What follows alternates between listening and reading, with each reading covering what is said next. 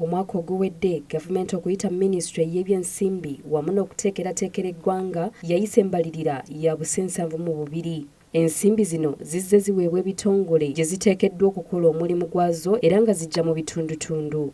Olunaku olwaleero Minisitule y'ebyensimbi ewadde alipoota ku mbeera y'ebyenfuna nga bweyimiridde era n'efulumya ekitundu ekyokusatu ku nsimbi ezassibwa ku mbalirira ey'omwaka 2024-2025. 6.7% during the first quarter of this financial year. That is from July to September, compared to the 5.6% recorded in the same period in the previous financial year of 2023-24. So we have seen more accelerated growth of the economy.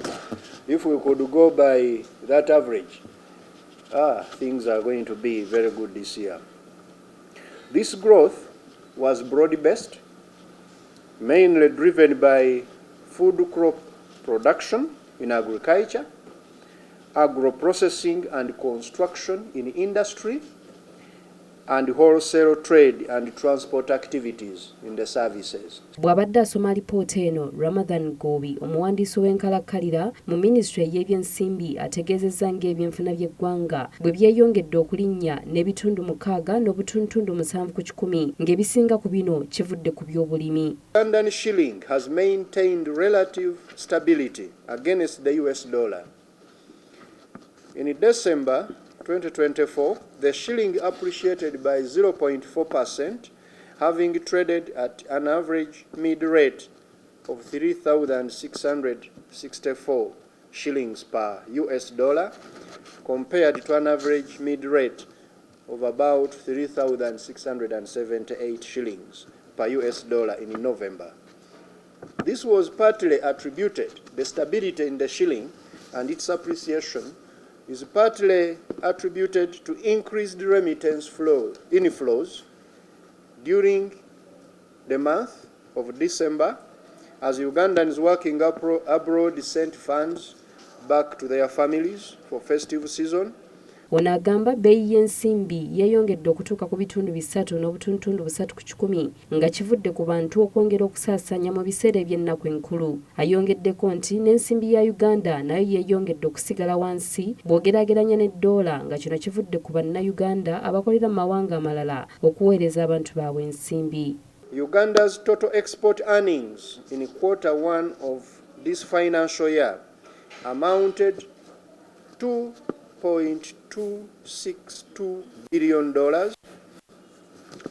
and this translates to a growth of 21.8% compared to the export earnings in the previous year's quarter 1, which was $1.857 billion US dollars.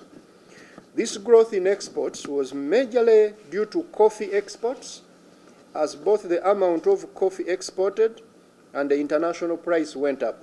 Ate mu by'obusuubuzi ategeezezza ng'omuwendo gw'ebisuubuzibwa okuva mu Uganda bwe gweyongedde okulinnya ekyongedde ku byenfuna era ng'ebisinze okusuubuzibwa mulimu emmwanyi, ebimuli, taaba wamu n'ebyobugagga eby'omu ttaka. Ate ku ludda lwa URA eno yaweebwa omutemwa gwa kukungaanya obusse 31 n'obutundutundu 98 yabadde yakakungaanyako obusse 15 wabula gavumenti esuubira nti zino zirina okuggwaayo. The second half of this financial year, Uganda Revenue Authority as well as the other revenue collecting institutions are expected to collect a total of 16.65 trillion shillings. And having collected that, the cumulative total expected this year is 31.98 trillion shillings. That's what we expect to collect as domestic revenue, 31.98 trillion, and we're on track to achieving this revenue.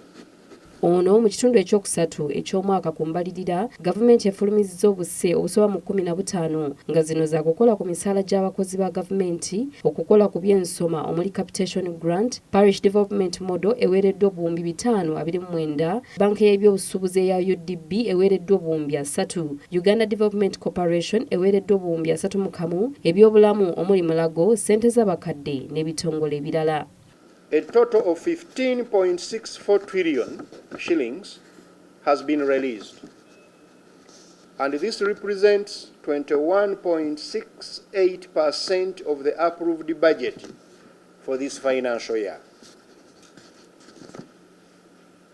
As a reminder, Parliament approved a budget of 72.136 trillion, of which 7.9 trillion is wage, a total of 2 trillion and 44 billion shillings to cater for the wages and salaries across government.